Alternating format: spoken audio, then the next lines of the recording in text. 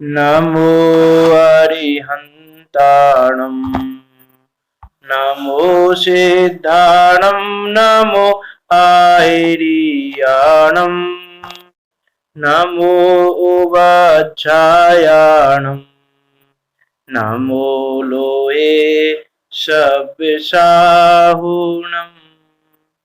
मंगलम भगवान वीरो मंगलम गौतमो गणी मंगलम कुंद कुंदार्यो जैन धर्मोस्तु मंगलम सर्व मंगल मांगल्यम सर्व कल्याण कारकम प्रदानम सर्व धर्माणां जैनम जयतु शासनम जैनम जयतु शासनम। नमः श्री वर्धमानाय निर्धूत कलिलात्मने शालोकानामिति लोकाना यद्विद्यादर्पिणायते।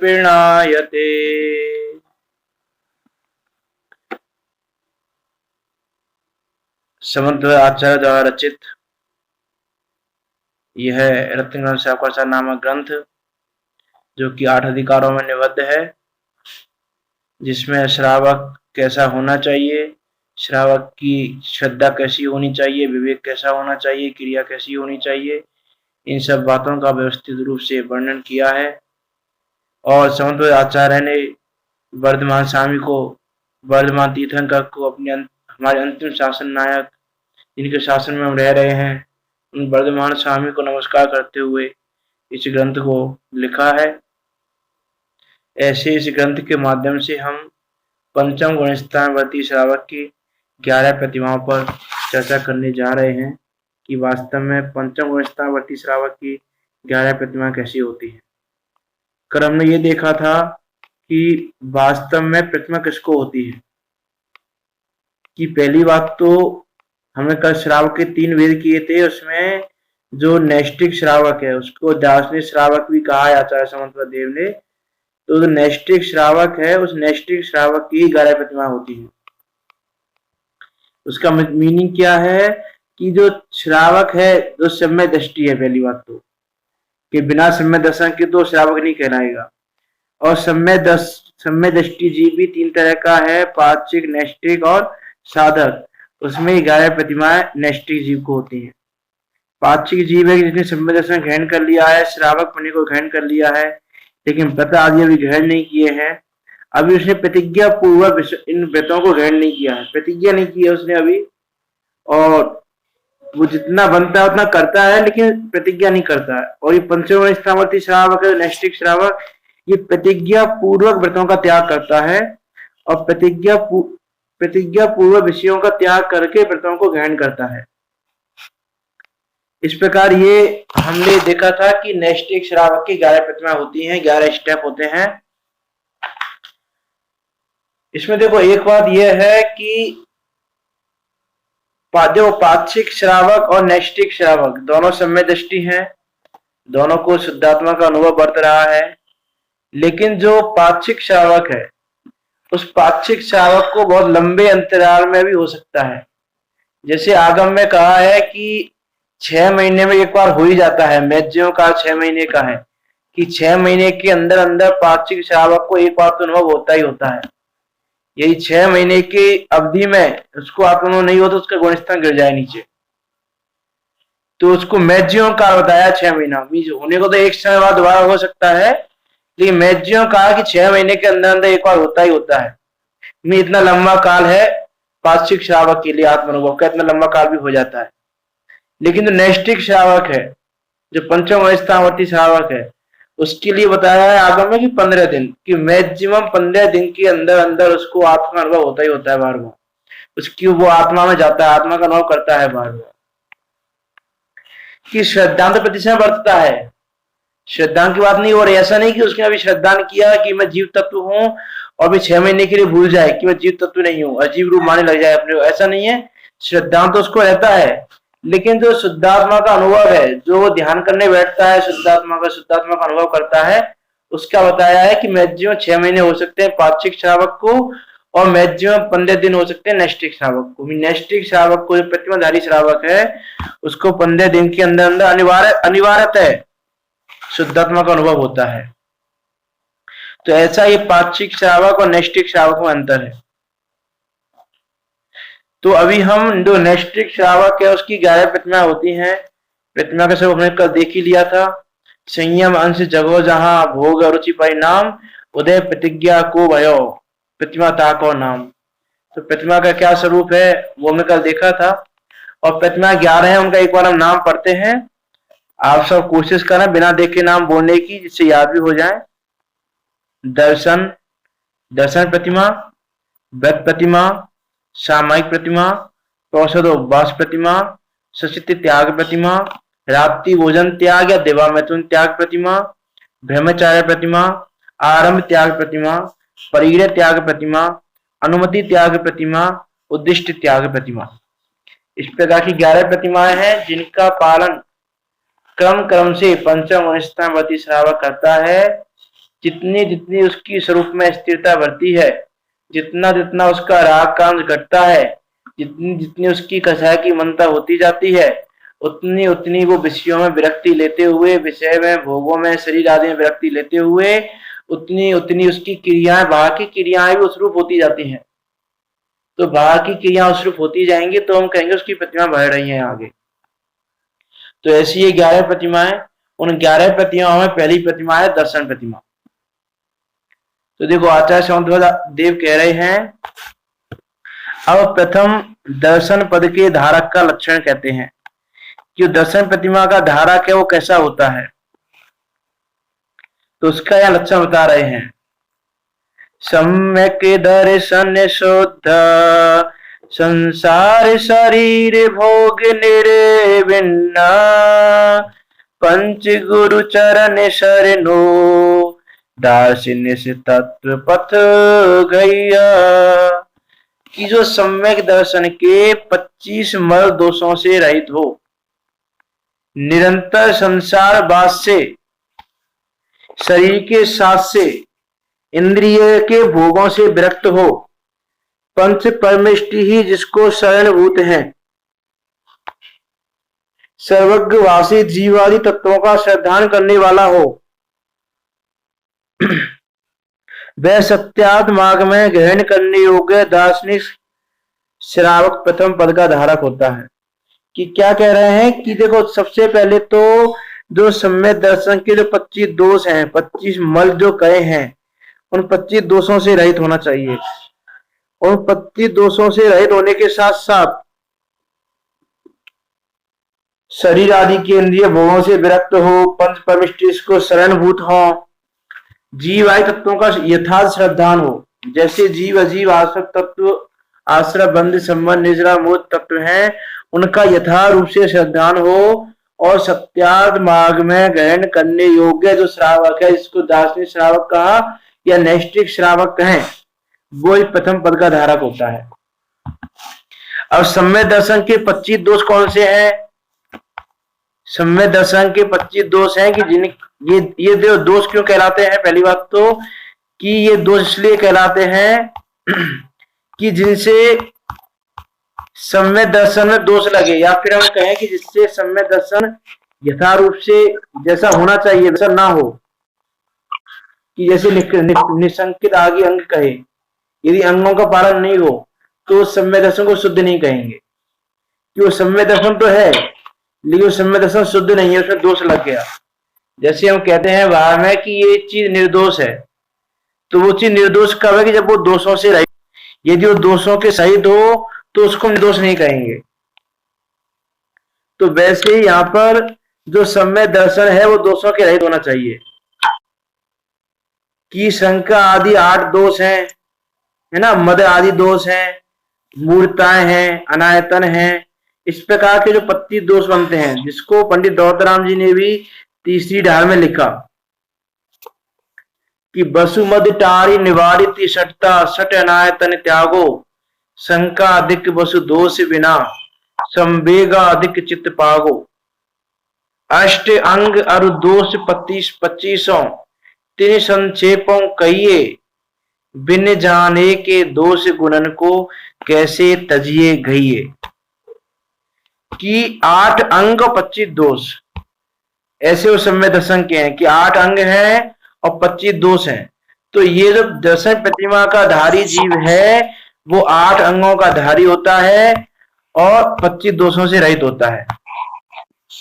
ये म्यूट कर देते। तो 25 दोषों से वो रहित होता है। देखो 25 दोष कौन कौन से हैं?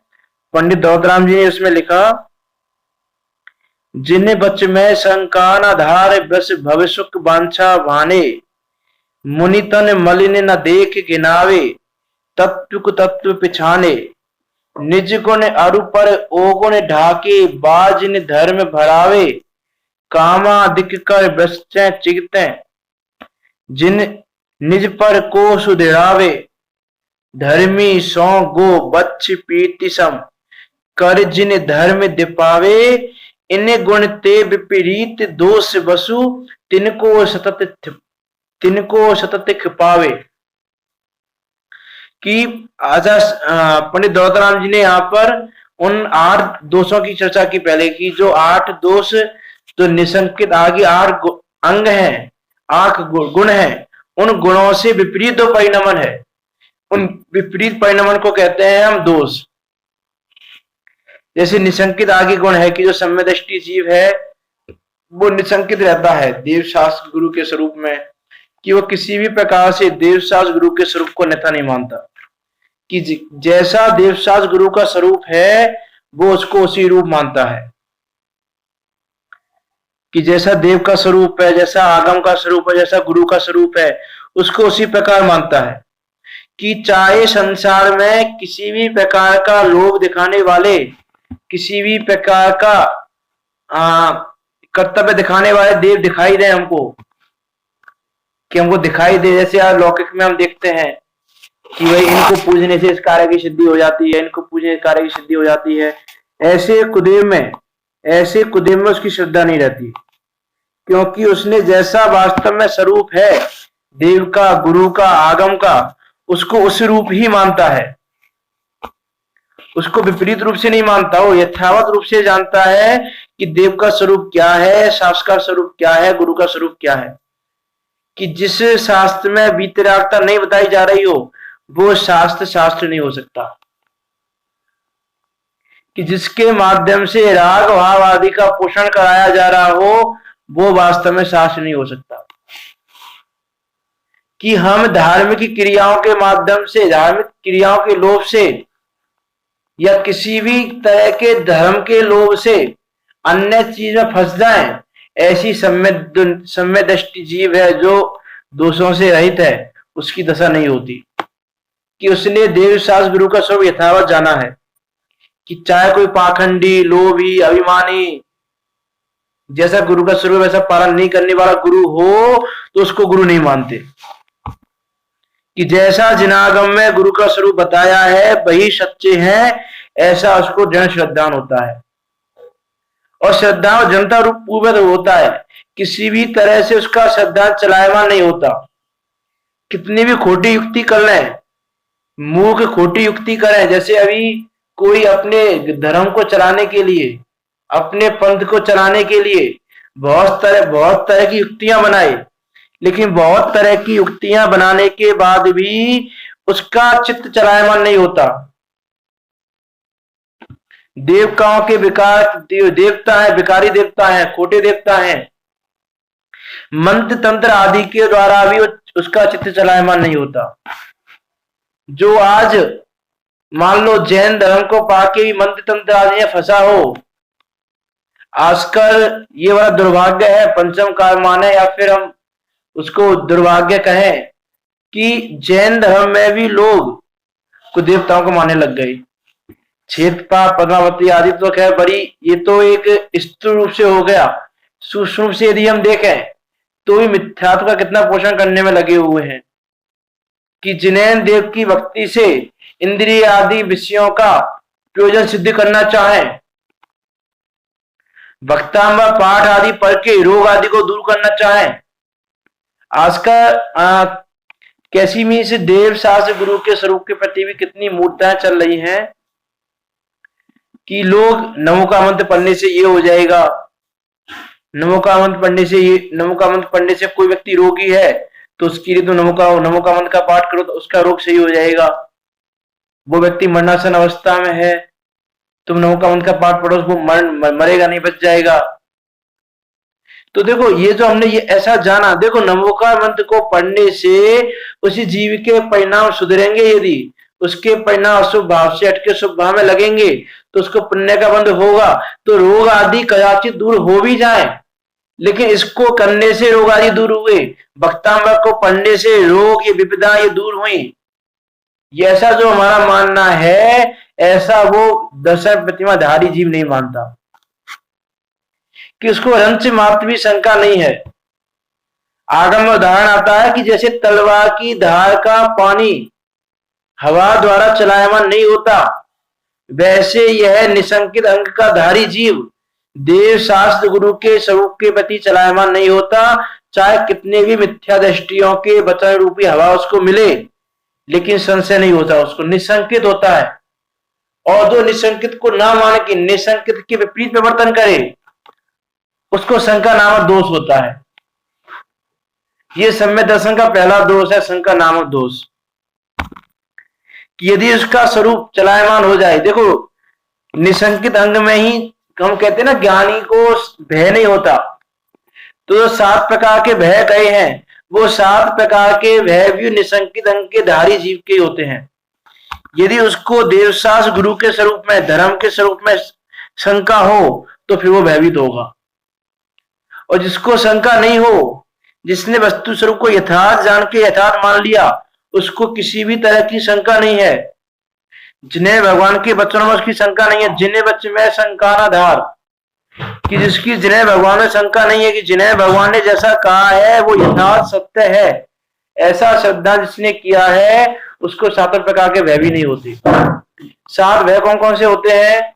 इस लोक का भय, परलोक का भय, मरण का भय, वेदना का भय, अनच्छा भय, अगुप्ती भय, अकस्मात भय। ऐसे 7 भय भी उस जीव को नहीं होते, दर्शन प्रतिमा का धारी है। तो दर्शन प्रतिमा धारी जीव कैसा होता है उसकी चर्चा कर रहे हैं यहाँ पर हम। तो विचार करें आप कि दर्शन प्रतिमा धारी जीव कैसा, जिसकी पहली प्रतिमा है। जिसकी पहली प्रतिमा नहीं हो उसकी आगे प्रतिमा तो होंगी ही नहीं, तो उसकी पहली प्रतिमा धारी जीव कैसा होता है उसकी हम चर्चा कर रहे हैं। कि उसको ऐसा भय नहीं रहता कि कुटुंब आदि का या आजीविका आदि का कुछ बिगाड़ हो जाएगा, तो मेरा कुछ बिगाड़ हो जाएगा, ऐसा हो जाएगा। अरे बिगाड़ होगा तो कर्म की वजह से होगा, ऐसा वो जानता है। उसकी जिन्हें भगवान के वचनों में इतनी श्रद्धा है, उसको शंका नहीं है इसमें रंच मात्र भी, कि पैगे इधर का उधर हो जाए, कुटुंब आदि बिगड़ जाए, आजीविका आदि बिगड़ जाए। जैसे अभी किसी को कोरोना आदि का भय हो, ऐसा भय उसको नहीं होता। किसको नहीं होता? जो जीव निशंकित अंग का धारी है, जिसको शंका नामक दोष ना हो। और दर्शन प्रतिमा कौन है? किसको है? जो इन दोषों से रहित हो, उसको ही दर्शन प्रतिमा है। ना उसको परलोक का भय होता है कि पता नहीं मैं किस गति में जाऊंगा, कहां जाऊंगा, किस क्षेत्र में जाऊंगा, किस काल में जाऊंगा, मर के कहां चला जाऊंगा, इस प्रकार उसको भय नहीं होता। क्योंकि वो जानता है कि जहां केवली भगवान ने देखा है और जो मैंने परिणाम किए हैं, उन परिणामों के अनुसार वैसा ही बंध होगा, वैसी ही आयु क्रम बनेगा, वैसा ही गति क्रम बनेगा, और वैसी मुझको गति, आयु, क्षेत्र का सब मिलेगा। तो जानता है कि मेरे परिणामों के अनुसार उसको गति मिलेगी, मेरे परिणामों के अनुसार उसको आयु मिलेगी, तो वो उस परलोक के प्रति भी उसको भय नहीं होता। मरण होने का भय नहीं होता। मरण होने का भय नहीं होता कि मेरा नाश हो जाएगा, मुझे कितना दुख होगा, जैसे कोरोना वायरस से दुखी हो रहे हैं जीव। कि इस लोक के भय में तो उसको कोरोना से क्या भय है कि मेरे कुटुंब आदि मुझसे वियोग ना हो जाए, कुटुंब आदि का, परिवारजनों का, सगे संबंधियों का वियोग ना हो जाए। 2 महीने की दुकानें बंद पड़ी हैं, अब क्या करें, कैसे आजीविका करेंगे, इस प्रकार का भय उसको नहीं होगा। इसीलिए जो ज्ञानी जीव होगा वो रोग के काल में भी सुखी रहेगा, कोरोना वायरस के काल में भी वो जीव सुखी रहेगा, और मरण के भय में उसको खुद का भय नहीं रहेगा कि मुझे कोरोना हो गया तो मेरा मरण हो जाएगा, मैं कैसे जीऊंगा, मुझे क्या होगा, मेरा अभाव हो जाएगा। इस प्रकार की उसको कोई शंका नहीं रहती। ये कोरोना वायरस आदि हो जाएगा तो मुझे बहुत कष्ट होगा, मेरे शरीर में बहुत वेदना होगी, इस प्रकार का उसको वेदना भय भी नहीं रहता। मेरी कौन रक्षा करेगा, मेरा कोई रक्षक ही नहीं है, इस प्रकार उसको अनच्छा भय भी नहीं रहता कि कोई मेरी रक्षा नहीं करेगा। ना उसको चोरी आदि का भय रहता है, कोई वस्तु चोरी चली जाएगी, क्योंकि वो जानता है कि जिससे ये वस्तुएं सारी संयोग मात्राएं का वियोग तो होना है एक दिन। यदि चोरी आदि भी हो गई तो मेरे कर्म के उदय होगा कि मेरा उस दिन उस चीज का वियोग होना ही होगा, इसीलिए चोरी हुई है। इसलिए चोरी आदि का उसको भय नहीं रहता। मेरे ऐसा उसको चोरी नहीं चली जाए वस्तु, जो मेरे स्थान है छिपने के, उन छिपने के स्थानों का पता ना चल जाए, ऐसा उसको अगुप्ती नाम का भय नहीं रहता। अचानक कोई दुख आ जाए तो क्या होगा, अचानक कुछ आ जाए अभी तो क्या होगा, इस प्रकार के उसको अकस्मात भय भी नहीं रहता। क्योंकि वह जीव जानता है कि मैं तो एक ज्ञान मात्र वस्तु हूं, ये परद्रव्य मुझ में प्रवेश नहीं करते, परद्रव्यों का मुझ में किसी भी प्रकार का भय नहीं है, कि मैं तो एक ज्ञान दर्शन स्वाभावी वस्तु हूं। ये परिग्रह कुटुंब आजीविका आदि जितने भी वस्तुएं दिख रही हैं वो तो मेरे ज्ञेय मात्र हैं, और ज्ञेय मात्र है तो ज्ञेय जाएगा तो जाएगा और ज्ञेय आएगा तो आएगा। ज्ञेय का आना जाना ज्ञेय के अधीन है, मेरे ज्ञान के अधीन नहीं है।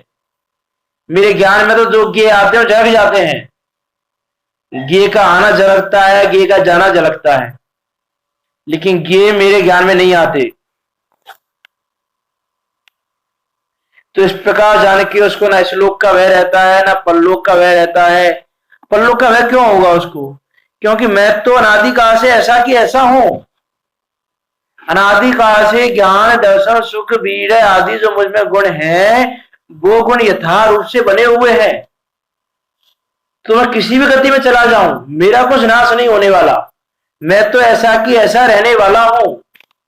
ऐसा जिसको शंका नहीं होगी जिनेन्द्र देव के वचनों और वस्तु के स्वरूप में, उसको भय नहीं होगा, और जिसको शंका होगी, शंका नाम का दोष होगा, उसको भय होगा। इसीलिए दर्शन प्रतिमाधारी जीव को ये शंका नाम का पहला दोष नहीं होता, तो उसको ये सप्त भय आदि नहीं होंगे। और जिसको सप्त भय आदि हो रहे हो, भयभीत हो रहा हो, डर लग रहा हो, तो समझ जाओ कि उसको शंका नाम का दोष है। उसको सम्यक दर्शन है भी यदि, तो वही दोषों के सहित है। तो सम्यक दर्शन के 25 मद दोष उनसे रहित ही सम्यक दृष्टि जीव होता है। वास्तव में उसी जीव की दर्शन प्रतिमा होती है। और इसमें निशंकित अंग में आगम उदाहरण आता है अंजन चोर का। अंजन चोर की कहानी सबने पढ़ी होगी, अंजन मना निरंजन, कि जब वो अंजन चोरी करता था, और एक चोरी करने वाला व्यक्ति भी कितने निशंकित रूप के कि इस मंत्र की सिद्धि से ऐसा कार्य होगा, तो उसके ऊपर चढ़ जाता है। नीचे तलवार लटकी हुई है, नीचे तलवार लटकी हुई है, जो भी लटका हुआ है नीचे, उसको भय नहीं है। इतनी उसकी उस समय निशंकता थी उस मंत्र के प्रति, और उसके प्रभाव से वो कहां चला गया, स्वर्ग में चला गया। कि ये शंका करने योग्य नहीं है भाई, कोई भी वह करने लायक नहीं है। इस लोक में जिसका जाना है वो जाएगा, जिसको आना है वो आएगा, परलोक में जैसा होना है वैसा होगा। मरण जब होना है जब होगा, जिस वस्तु का चोरी होना है, जिस जगह का पता चलना है उस जगह का पता चलेगा। अकस्मात मेरे पाप का उदय आएगा तो दुख आएगा, अपने आप आएगा। यदि रोग आदि आएगा तो आएगा, मेरे पाप का उदय आएगा तो रोग आदि भी आएगा। और कोई भी अकस्मात नहीं आती, वो तो जैसा उदय आता है वैसे आता है। अनहोनी होशी ना कहो काहे होत अधिरारे, कि हम क्या मानते हैं ये दुख अकस्मात दुख आ गया, रोग आदि आ गए, अरे भाई, अनहोनी नहीं होती है, होनी ही होती है। होने योग्य ही होता है, होनी को स्वीकार करो, कर्तापन का भाव न लाओ, निज हित का पुरुषार्थ करो। वही जीव निज के हित का पुरुषार्थ कर सकता है जिसको शंका नाम का दोष ना हो। ये जिसको शंका है, वस्तु स्वरूप में शंका है, जिनेन्द्र देव के वचनों में शंका है, तो वो व्यक्ति वास्तव में निसंकन को धारण नहीं कर सकता, दर्शन प्रतिमा का धारण नहीं हो सकता। वो जीव वास्तव में मोक्ष मार्ग में प्रवर्तन नहीं कर सकता। जिसको शंका है वस्तु के स्वरूप में, मैं जीव रूप हूं कि शरीर रूप हूं, मैं जीव हूं कि शरीर हूं कि पुद्गल हूं कि कुछ और हूं, उसको यही नहीं पता जिसको, तो वो कहां से सम्यक दर्शन करेगा और कहां से प्रतादि ग्रहण करेगा। इस प्रकार का यह शंकर नाम के दोष से जीव रहित होता है। दूसरा यदि हम देखें, निकांक्षित गुण है और उससे विपरीत कांचा नाम का गुण है कि जो इंद्रिय जनित सुख है उसमें सुख पने की उसकी मान्यता नहीं है, कि इनमें सुख नहीं है, ऐसी उसका श्रद्धान है, और ऐसा श्रद्धान करके वो इंद्रिय सुख आदि की कांक्षा नहीं करता, इच्छा नहीं करता। कि जिन बच्चे में शंका ना धार, तो पहला दोष हो गया कि शंका नाम का दोष, और जिन बच्चे में शंका नहीं धारेगा उसको निशंकित अंग होगा, और जो इससे विपरीत प्रवर्तन करेगा उसको शंका नाम का दोष होगा। वैसे भव सुख वांछा भाने, कि जो भव के सुख की इच्छा नहीं करता हो, वांछा नहीं करता हो, उसका ऐसा श्रद्धान है कि इनमें सुख नहीं है, कि मेरा सुख तो मेरे अधीन है, पुण्य कर्म के उदय से मुझे सुख का आभास होता है, पाप कर्म के उदय से मुझे इष्ट आदि का लाभ नहीं होता, अनिष्ट आदि का संयोग होता है। पुण्य के उदय से सुख प्राप्त हो भी जाए तो वो सुख भी कैसा है, नाश होने वाला है, थोड़े समय में वो सुख भी चला जाएगा। जो सुख हमको लग रहा है अभी कि पुण्य का उदय आया, तो पुण्य के उदय में भी यदि कोई सुख हमको लग रहा है कि सुख है, तो वो सुख भी कैसा है, नाश वाला है, नाशवान है। अभी पुण्य का उदय है, एक मिनट बाद पाप का उदय आ गया, तो वो भी जो हमको सुख लग रहा था वो भी चला जाएगा। इसलिए वो भी कैसा है, पराधीन है, वो मेरे अधीन नहीं है, वो कर्म को उदय के अधीन है। मेरे अधीन तो मेरा स्वयं का सुख गुण है, इसीलिए वो इंद्रिय भोग आदि की चाह नहीं करता। क्योंकि ये इंद्रिय सुख तो कैसे हैं, इंद्रधनुष के समान, बिजली की चमक के समान क्षण भंगुर हैं, कि क्षण में ही वो चले जाते हैं। और इन भावों से जीव वैराग्य ले लेते हैं। ये वैराग्य के भी कारण है कि इंद्रिय जनित सुख वास्तव में सुख नहीं है। हमको जो सुख लग रहा है, जिसमें सुख मान के बैठे हैं, वास्तव में वो सुख नहीं है। तीर्थंकर वीरेंद्र नाथ भगवान के जीव ने अपने अंतिम भव में, उनका जब जन्म कल्याणक के बाद राज्य करते हुए उनको वैराग्य कैसे हुआ, उनको वैराग्य ऐसे हुआ कि वो दिन महल में बैठे हुए थे, ऊपर बादलों में एक जिन मंदिर जैसी रचना बनी, उनको रचना बहुत अच्छी लगी, लेकिन देखते ही देखते अगले समय वो नष्ट हो गई। तो उनको लगा कि ये तो बिजली की चमक के समान क्षणभंगुर चीज है, इसमें क्या आसक्ति करना, ये आसक्ति करने लायक नहीं है। ऐसे ये जगत क्षणभंगुर है, नाशवान है, ये आसक्ति करने लायक नहीं है। इस प्रकार उस जीव की उसमें आसक्ति नहीं होती। इंद्रिय सुख आदि में, भोगों में, स्त्री में, पुत्र में, आजीविका में, मकान में, गाड़ी में, बंगले में इत्यादि में उसकी आसक्ति नहीं होती, क्योंकि ये सारी चीजें कैसी हैं, पराधीन है, मेरे अधीन नहीं है।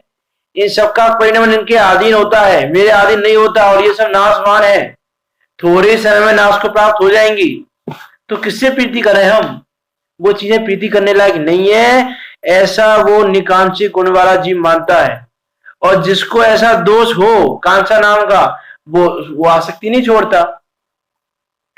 इसीलिए जिसको ये कांक्षा दोष नहीं है उसका सम्यक दर्शन शुद्ध है, और जिसको ऐसा कांक्षा नाम का दोष हो उसको सुख प्राप्त नहीं हो सकता। रोग आ जाए, स्त्री पुत्र मित्र का वियोग हो जाए, कोई अपमान कर दे, धन की हानि हो जाए, अनिष्ट का संयोग हो जाए, कुछ भी हो जाए, लेकिन ये सब कैसा है, ये तो नाशवान ही था, ये तो संयोग थे, इनका तो नाश होना ही था। इस प्रकार वो जान के उनके प्रति आसक्ति नहीं रखता, उनके प्रति इच्छा नहीं रखता, उनको रखने की इच्छा नहीं करता, क्योंकि वो जानता है कि इंद्रिय जनित सुखों में इच्छा कर करके मैं अनादि काल से नरक निगोज आदि में गमन किया है, पाप के बीजों को बोया है, अब मुझे ये बीज नहीं बोने। इस प्रकार निष्कांक्षित गुण का धारी जीव अपने शुद्धात्मा का अनुभव करता हुआ इनमें आसक्ति नहीं रखता, इनसे दूर ही रहता है। जैसे किसी को भूख लगी हो और वो भोजन से सुख माने, लेकिन यदि भोजन से सुख हो रहा है तो थोड़े समय बाद दोबारा भूख क्यों लगी? प्यास लगने से, वो पानी पीने से प्यास बुझ जाती हो, ऊनी वस्त्रों को ओढ़ने से शीत की वेदना मिट जाती हो, ठंडी हवा से गर्मी की वेदना मिट जाती हो। तो इस प्रकार यदि वो जीव ऐसा मानेगा कि वास्तव में इनमें ये आसक्ति करने लायक नहीं है, ये तो नाशवान चीजें हैं सारी, ये उसका सुख का आभास है, ये सुख नहीं है। ये तो एक ऐसा है कि हमको दुख हो रहा है अभी, तो दुख का इलाज हो गया।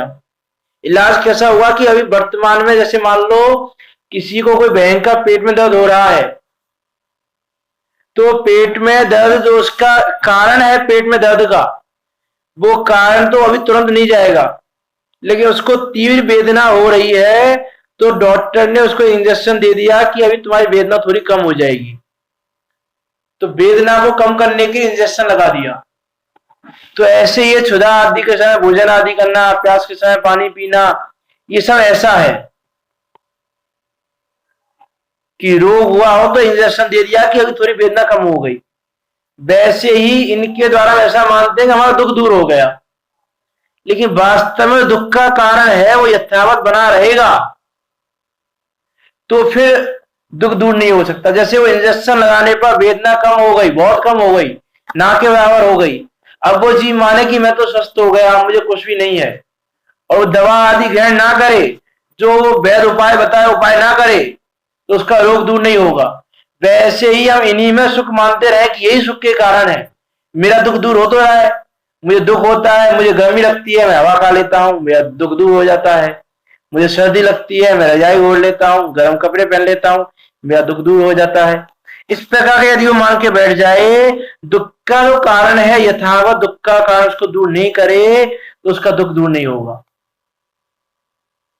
तो ये निकांक्षित गुण वाला व्यक्ति, जो दर्शन प्रतिमा का धारी व्यक्ति है, उसकी इनमें आसक्ति नहीं होती, क्योंकि वो जानता है कि ये तो क्या सुखावास है, वास्तव में सुख नहीं है, सुख के कारण नहीं है। वो जानता है कि ये सब विषयों की तीव्र इच्छा दुख को ही देने वाली है, दुख का उत्पन्न करने वाली है, इसलिए इन विषयों में आसक्ति करने लायक नहीं है, ये विषय रमने लायक नहीं है। जो इन इंद्रिय आदि को भोगों में आसक्ति करता है, इनको ही अपना मानता है, उसको तो पंडित दौलतराम जी ने तीसरी ध्यान की स्टार्टिंग में बहिरात्मा कहा कि वो तो बहिरात्मा, वो तो जानता नहीं है क्या स्वरूप वस्तु का, वो तो भूख का इलाज खाने से ही मानता है, लेकिन भूख का इलाज खाने से नहीं, वास्तव में निराहारी स्वरूप को लगने से, निराहारी स्वरूप का श्रद्धान करने से भूख अपने आप मिटती है। इस प्रकार की उसकी श्रद्धा रहती है, और इस प्रकार वह जीव कांक्षा नामक दोष से रहित होता है, उसी जीव को दर्शन प्रतिमा हो सकती है। उसके बिना जिसको शंका दोष हो, कांक्षा दोष हो, उसको वास्तव में दर्शन प्रतिमा नहीं हो सकती। अब तीसरा है निर्विशेषा अंग, कि वो क्या जानता है कि ये शरीर तो कैसा है, अशुचि है, अपवित्र है, ये शरीर में रमने लायक नहीं है, ये शरीर रहने लायक नहीं है। ये तो सभी जीवों का, ऐसा कोई जीव नहीं है कि जिसका शरीर पवित्र हो, कि ये शरीर तो स्वभाव से ही अपवित्र है। और देखो स्वभाव से अपवित्र है, और ये तो ऐसा शरीर है जिसमें कोई भी वस्तु, पवित्र वस्तु भी जाए तो उसको अपवित्र कर देता है, इतना अपवित्र है। जैसे कोई उत्तम वस्तु गटर में गिर जाए तो उसको हम कैसा कहते हैं, अपवित्र हो गई है, क्योंकि वो गटर कैसा है, अपवित्र का स्थान है, अपवित्र ही है, स्वभाव से ही अपवित्र है, स्वभाव से ही मलिन है वो। वैसे ही हम अच्छे अच्छे पकवान, अच्छी अच्छी चीजें, उत्तम उत्तम वस्तुएं शरीर में डालें अंदर, तो वो भी उसको भी क्या करता है, अपवित्र कर देता है, मलरूप कर देता है। तो जो उत्तम वस्तुओं को या पवित्र करे, वो वस्तु पवित्र कैसे हो सकती है, कि वो वस्तु किसी भी प्रकार से पवित्र नहीं हो सकती। जो ऐसा माने कि वास्तव में इस शरीर तो अशुचि है और मैं तो शुचिता स्वभाव वाला हूं,